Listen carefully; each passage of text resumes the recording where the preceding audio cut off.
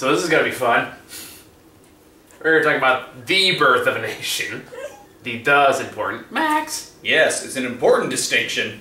Yes, very different movies. Honestly, before I actually looked up what The Birth of a Nation was, I thought this was a remake. In the same way that Django Unchained was a remake of Django. Yeah, okay, fair enough. Or an adaptation of Jenga. But anyway, so we're going to talk about The Birth of a Nation. We saw it separately, but we both had issues. I did not like this movie. I found out later that apparently this was a guy's first movie, like first directorial movie. That would and it makes a lot of sense. Yeah. Things. And I don't like. I feel like, is it racist if I call this movie bad? Because I don't know. Because I feel like I was like, oh, you just don't like it because it's about this topic. It's like, no, I called 12 Years a Slave the best movie of the year a couple of years ago. And I still it's Selma. The year was it before, after that? Yeah. I'd still say like it's almost impossible to not compare this to 12 Years a Slave. Yeah. Because thematically and narratively, they are very similar. And just like 12 Years a Slave, it's based on a true story. Yeah, except apparently that one was, I don't know if it's just more interesting or just better made. Well, both. Both. It's the fact that it's like this one was too melodramatic. Like 12 Years a Slave felt very believable and realistic, whereas this was just. I mean, I kind of got corny at times. I didn't get the corny part necessarily. Maybe I'm not sure. I'm trying to say it's either way. It got melodramatic. I don't know. Like I never really got melodramatic or cheesy out of it. I just got more of just shock value. I feel like a lot of movies contingent on more on like attempted shock value than anything else. And even then, it's like there really wasn't much for shock value, say for me, except for like one scene. Which scene was that? Yeah, that got me too. I was like, oh, okay. Yeah, that's the terrible stuff I was waiting for that I don't want to watch. Yeah, God. Narratively, this movie is such a fucking mess. It's like, and I want to like it. I want to get a sense of its importance, but you get a feeling, and someone points this out beforehand, like, you get the feeling the movie's aware of its own self-importance. Yeah. There's such tacked on symbolism throughout. That makes no fucking sense, adds nothing, and comes right the fuck out of nowhere. That I'm like, what the fuck? Why is there a corn cob bleeding? Why is that a thing? That kind of made more sense. That was the whole idea of them bleeding for the slaver that they were going to I felt the director behind nowhere. I felt the director behind the camera going, "Ask me what it means. Like, ask me what it means." Like was it like that? The Tarsum Singh thing? Exactly. Yeah. Yes, exactly. I felt the presence of Tarsum like in those scenes. I'm thinking like this is just that was one of the kind of was like, yes, I know you're being symbolic. Yes, I know what it fucking means, but it just pretentious and obnoxious. Yeah. Because again, it has nothing to do with anything. Yeah. They make it serves no purpose. Yeah. You would have cut all of it out completely, and you would have done. It was not necessary in any stretch of imagination. For me, the main issues were obviously not a lot of good character development. Like like Nat, like there's some bits here and there, or even like for his owner Samuel, because like it felt like they were just nuggets. Yeah, like that would have worked. That they could have mined better, but it's like no, you just kind of for just. The generic, easy out slavery is terrible. Yeah, that really bothered me too. And again, that's why it becomes impossible to not compare it to like 12 Years a Slave, because when shit went wrong in 12 Years a Slave, you already had a good idea who Solomon was as a person. Exactly. Before this one, I never saw a trailer for this movie. I'm told that it was like I saw part of a trailer for whenever we saw what I think we caught like the second half of it when we saw. Don't Think Twice. I vaguely remember that. I clearly didn't leave much of an impression. But even then, like, I guess it was like trying to promote the actual rebellion that lasted 48 hours or whatever, which is like 10 minutes of this movie. That bugged the shit out of me. It's like you built up this super big climax, and. Two things that happen. One, it's over in a minute, and the climactic battle's over in 3. If that. Like, if fucking that. Like, it's a blink and you fucking miss it. I was just like, that's it? I mean, look, I'm not saying Braveheart was like the greatest movie ever, but they still did it right, I'd say. And the editing is so weird. Yeah, like it was choppy. Like it was choppy. Like 1 minute they're in the middle of the night and like they're firing and there's guns going everywhere, and it's just the next day. Yeah. Or something. And we're like, wait, did I miss like the end of that scene? And like I knew there was gonna be problems like right in the first shots, like the thing where like Nat, when as a child, was like kind of playing with Sam as a kid and also like grabbing the book. Yeah. I was like, look at the book. All of a sudden, he's like halfway in the middle of running. Like the way they cut, it was like I felt like it's like admittedly that was more of a nitpick, but like that was like I get the lead up to the greater problem. But the problem is like when things are going wrong or Nat starts preaching, we don't know anything about him. Yeah. By the time this stuff starts happening, other than he doesn't like slavery, which I can get that, fine. But I don't know anything beyond that point. Yeah. And I didn't care. And the thing is, like, and that was the reason that I felt like it didn't work. Because in 12 Years a Slave, they showed pretty much everything that happened. Whereas this, it's like, he's kind of indifferent, but then it's like when he gets to this other farm where it's like, oh my god, this is terrible. They're all looking very depressed. I was like, and you see one of them kind of like bloodied eye over a cot, and that was it. It's like, that's really... How does that really turn the tide on your views? It wasn't until they get to like the last place where, like I said, they did the little... It's like, okay, that was pretty gruesome, and I did not know that they did that. Yeah. And it was like, hell, even 12 Years a Slave left that part out. Well, 12 Years a Slave had all kinds of other fucked up scenes. Exactly. In that movie. Like, in that movie, someone just hung by a tree on his tiptoes for like a day, and nobody cared. Yeah. That scene still fucking sticks with me.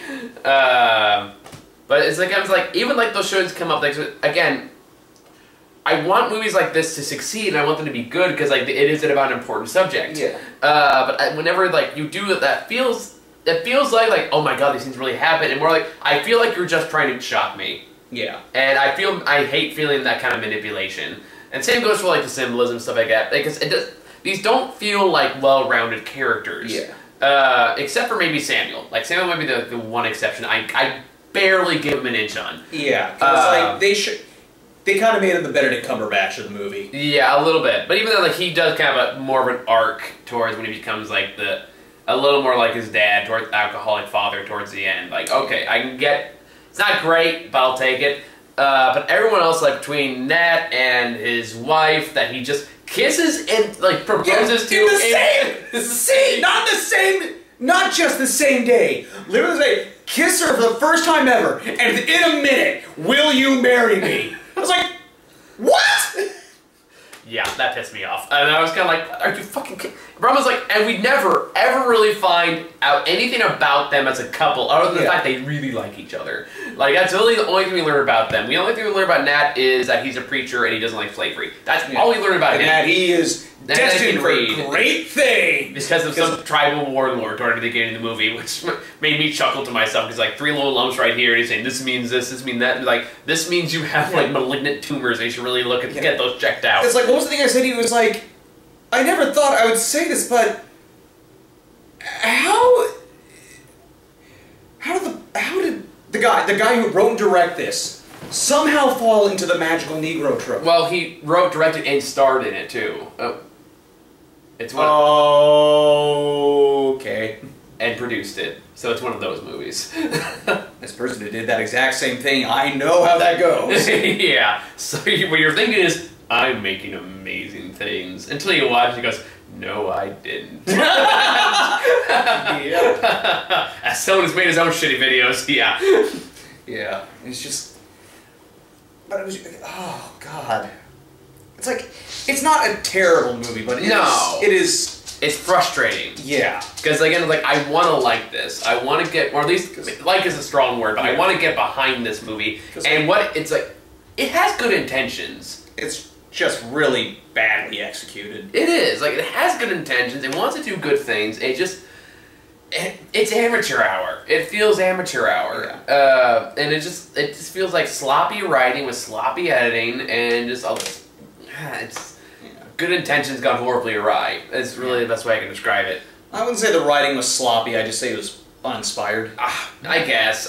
More sloppy in like how it was bounced from scene to scene. Where like, Yeah. or 1 minute like Nat's a kid, and the next he's next he's just an adult now, out of nowhere. Like it was like, well, it just jumps so much. Like first he's a kid and like with his family, and then all of a sudden like he's in the home now because he learns how to read, and then he's back out in the field again. And then his dad killed somebody, and then the dad's running away, and then he's an adult now. He just jumped these huge sections. There's a scene where like after they get married, they just suddenly have a kid now who's 4, I'm guessing. Oh yeah, also great development with the daughter who's in there for literally 3 shots, I think. Did you count? I feel like I did. I don't know. I got like 3 to 5 shots. I was like, it just, this movie is such a mess. It's such a disappointing mess. Because again, like I said, I feel like I had the same issue that I did in terms of the message that I did with Sausage Party. This was obviously better done, but the point still stands. It's like, it's one thing to really have a message, it's another thing to like explore it and present it. well, like this is a good point about like the kind of biopics I can get behind, the kind of biopics I hate. Yeah. The kind of biopics I hate, and I don't hate this movie, but I did find it very frustrating. And the fact that it's more concerned about giving the message rather than just telling a story about the characters. Yeah. It's like, you can do both. You can have good characters and still get your point across, but you need to have a stronger focus on the characters and what they're going through. Yeah. And then it's like, because if you take out the message, you're left with shit. Yeah. By the way, on top of the melodrama though, I did think of one that, like, some other good examples. The ending, for example! Which part? The magical trailer music playing while he's looking up while being hung and seeing an angel. Oh, the fucking That is the shit I was talking about. like fucking high school play, angel wings and shit. Like, we get it. It's fucking symbolism. Like the butterfly on the hanging corpses and the bleeding corn on the cob and it was like, all that shit. I was like, this is, you don't need this at all. It's Like the Darth Sidious white people. And then suddenly that weird cut where a kid also suddenly becomes an adult and he's fighting in the Civil War for some reason. Oh yeah, that I was like, what was the point of that? He made a difference. Not really, because they were still... But no, he made a difference. It's like... And on He made a difference, Grant! Yes! Anyway, sorry. I'm done. Yeah. And like I said, on that topic of like, also back to the thing where they say they didn't really explore the... We know slavery's terrible. Yeah. That's a gimme. Yeah. But when it leads to another person's fate, I feel like we kind of need more to work on. Because as I said, my main issue with... One thing that it's like, so Nat Turner, he, as we said, he led a 48-hour revolt, and they also say in the end credits that where they basically killed 60 slave-owning plantation households to free the slaves. Yeah. That might, you think they would have had more people on their side? I'm not gonna nitpick that argument because I don't know the facts behind it. So that's something I would really comment on. And okay, so Samuel, as I said, there were a couple issues with him, but for the most part, he wasn't a terrible person. But he was still a slave owner, so I can still kind of understand that. He did allow some horrible shit to happen. At the same time, it's like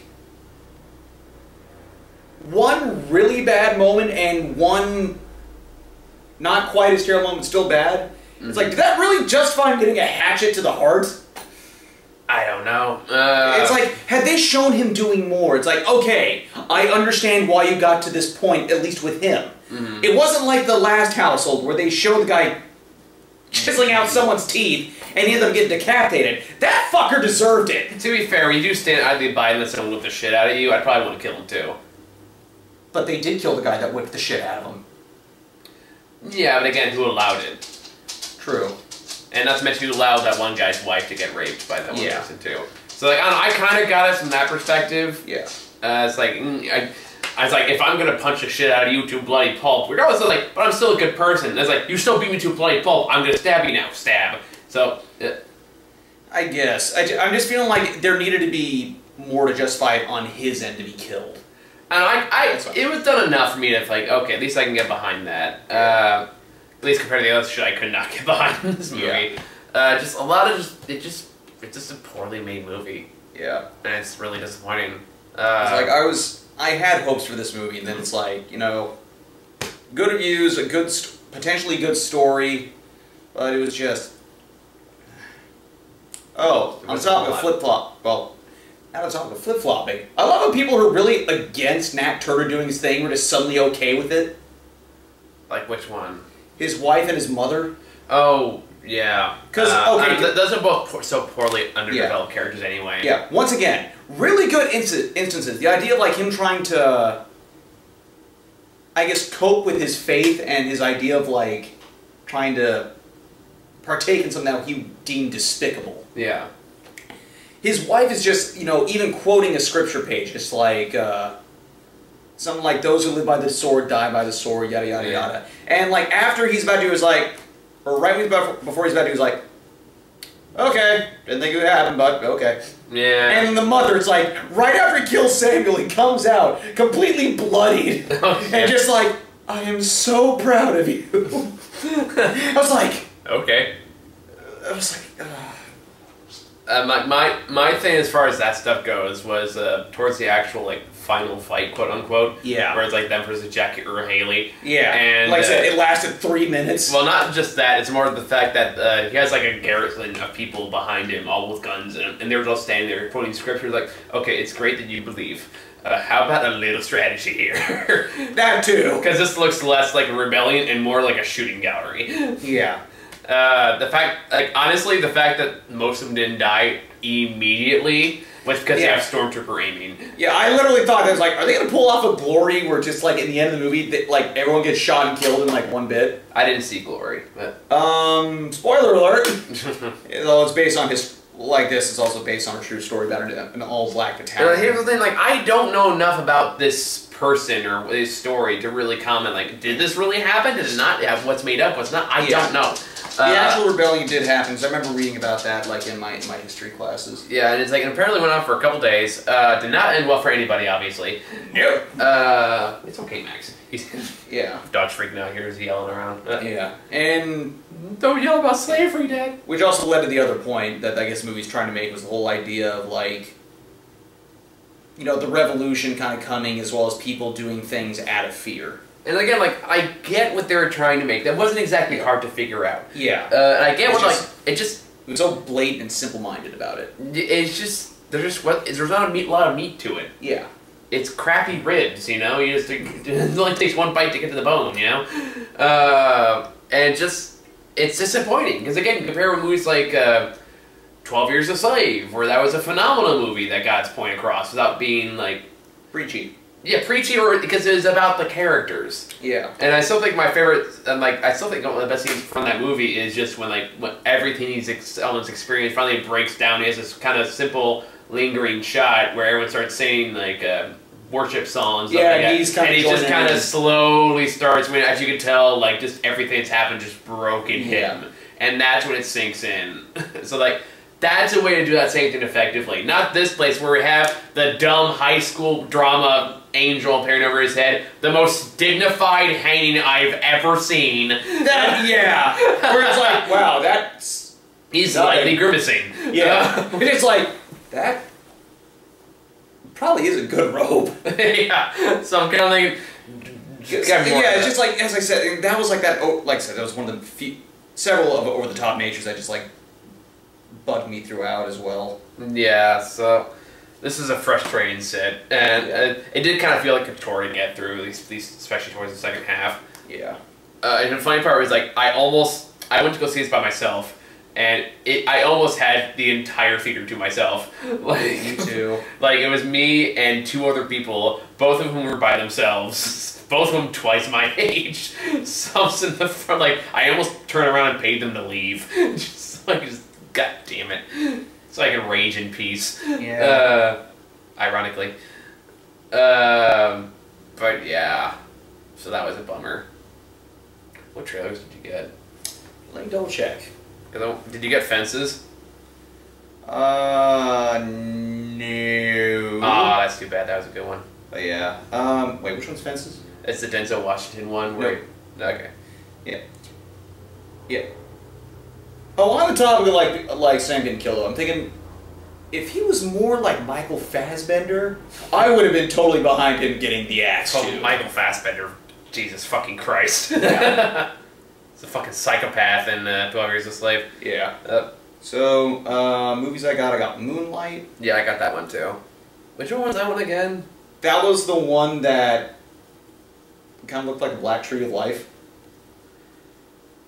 Basically, that was the one where it's like they showed there really wasn't much blood. It looked like it was like two guys with like operatic like kind of music. Oh, is that the one that had all the quotes about being the best film ever, pretty much in front of it? Where it's kind of like, okay, this could be actually pretty good or really pretentious. Yeah, I was like, what the hell is this movie even about? Two guys, man. Yeah, like they're gangsters and shit. One's got grills. Yeah. Yeah, then I got the trailer for Fences, which actually looks pretty good because Denzel Washington shouting at his son for like, "Why don't you like me? I don't have to like you." Shit like that's good. Honestly, that one I'm looking forward to. That's probably one of the best movies of the year. I'm calling it right now. Let me see. I got Miss Sloane. I didn't get that one. I got Rogue One. I got that one too. I got the second trailer. Yeah, me too. Yeah. You seen the most recent trailer? Yeah. I'm hopeful. I don't know what it is, but I remember I was talking to another friend about it. They said it's got this. It feels like it's starting to get that camp again without the charm. I don't know about that because it was something about like the dialogue in the story. Said suddenly I'm a little less hopeful, and I remembered why I wasn't a big fan of the writer of that movie. What else did he write? Let me double check. Remember I saw who was writing it. I was like, not so hopeful now. I mean, it's got Matt Mikkelsen. I'm interested already. Yeah. Also, but I will say this. That really would explain why there was a weakness in the Death Star. Because of Matt Mikkelsen? Well, think about it. Father summoned the rebellion, and the designer was someone who did not want to work them to begin with. Okay. And I was like, okay, that actually fills in a giant plot hole. Let me see. You agree, Max? Let me double check who the hell the writer was. Remember, I saw stuff, I was like, oh no. Yeah, I'm trying to remember half the trailers I fucking got. I'd like blanking. You let me see who the hell wrote this thing. Oh, the writer of Cinderella and the Golden Compass. I kind of like the Golden Compass, actually. I will admit that's still kind of a guilty pleasure for me. But I know how much you love Cinderella. That fucking piece of shit. Max, it's okay. It's like, what are you... Oh, did you get that weird fucking trailer for, like, the racist horror film? Oh, the one by Jordan Peele? From Key and Peele? Yeah, what the fuck was that? Yeah, I was like... I'm really confused. Yeah, I was like, I don't know if I'm confused or frightened. Like, I'm more confused. I'm like, wait, what, how does this work? Okay. I don't know. Because I watched it and I was like, words. But yeah, I got that. It was called Get Out. Yeah, Get Out. It's like, I'm curious about it. I don't know. It's a February movie too, which makes me really worried. Yeah. Inferno, which we already talked about. Yeah, Inferno. Live by Night? I got that one too. I'm trying to remember which one that was. Oh shit, I can't remember. Is it Live by Night or Live by Night? Either way. Let me see. Live by Night, that one was... Oh, it looks like it's a gangster movie? Yes! The one that Ben Affleck's directing! Oh, Ben Affleck gangster movie, yes. That I was like, gangster movie directed by Ben Affleck, sold! Right. He has not let me down yet with the past 3 movies he's done. What was the second one he did? Well, first one was... Get in the camera, man. First one was Gone Baby Gone. Second one was the one where he was the bank robber. Okay. Why am I suddenly blanking out on that? Shoot. The Town. I didn't see The Town. Watch The Town. And, of course, third one being Argo. Yeah, of course. Yeah. So it's like... He's also a good director. He's a good director. Damn straight. He's also the reason why I'm actually excited for the Batman movie. Yeah. See if Warner Bros. Fuck that one up, too. They better not. But yeah, that one looks good. I'm looking forward to that one. Yeah. And then we got... Or at least I got Jackie. I did too. Which one was that? The one about Jackie O. aka the wife of JFK. Oh, Natalie okay. Portman. Yeah. Miss Sloane, I don't remember much about that one. All I remember is that had like Jessica Chastain, and I think she's like some congressional hearing or something like that. I don't know. It's like, all I remember was hearing something about the NRA, and that's about it. Yeah, and then I got the Hidden Figures trailer again. Same here. I've been getting that one a lot lately. This is actually the first time I've seen it. I'm looking forward to that one. Yeah, I think it'll be decent. Yeah. So yeah, I think it's all we got. So you got any final thoughts for The Birth of a Nation? Just watch 12 Years a Slave instead. If you must watch a slavery movie, watch 12 Years a Slave. Yeah. Do not watch the actual Birth of a Nation. That one's got a bit more propaganda. Yeah, like that's one of those ones like the original Birth of a Nation. Great technical piece, but very, very, very outdated. Because that movie had a KKK member riding a horse with a hood. Oh, so Hillary's America.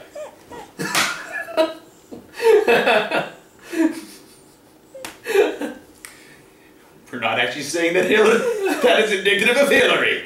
No, that's the name of the movie. Yeah. Max, calm down, bud. It's okay.